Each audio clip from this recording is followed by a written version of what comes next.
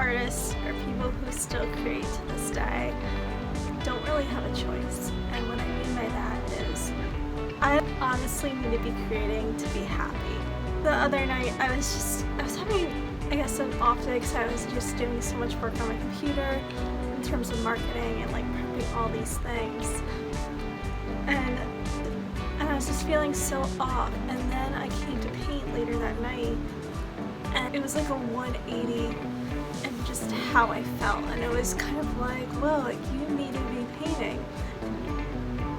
It's an aspect of mental health that I feel like we as humans need to be creating, and I think what we create is different based on who we are, because I think we're all programmed differently, we're all built differently, and that's amazing because then we all can contribute to this world in our own unique way.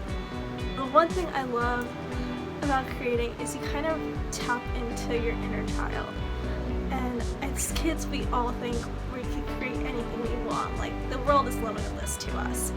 And I think the issue with growing up, or the issue we have is when we become teenagers, is we're told actually the opposite. That, no, you have to be this or do this.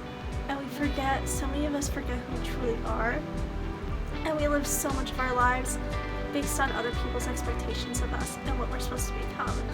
And I think that's a big mistake that so many people go down, because then they forget who they are, and so many people go living their lives not even knowing who they are, caring so much about what other people think of them versus just being themselves. Honestly, just being yourself and loving yourself for who you are is true freedom. It's amazing. And then it's like, if something happens that like you're not thrilled about, it's like whatever, but as long as you're staying true to who you are and why you're here on this planet. And I think all of us have a different purpose to be here. I think like there's a reason we're alive. My friend Severe says like, the universe brought you onto this planet, so there's a reason you're here. And I think just realize that and validate that and know that your ideas matter. The things that you get really excited about that might not make sense to anyone else, those things matter because there's a reason you have them. There's a reason you have these awesome ideas that may seem so big and so grand, but they're there for a reason. You're here for a reason.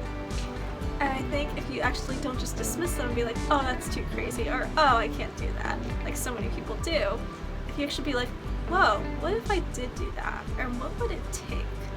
And how would my life change if I actually went on the journey to try to make this happen? And I think just changing that mindset is the beginning to changing your life.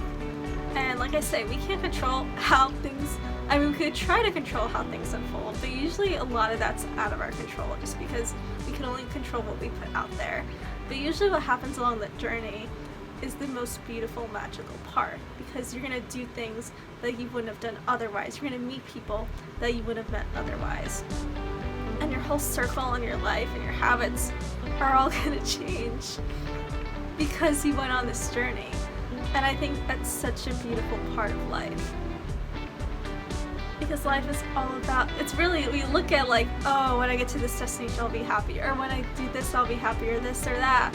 But it's really the journey along the way that makes it so special. It's the people you meet and connect with who become part of your daily life or your community, or the people you're connected with on a daily or weekly basis.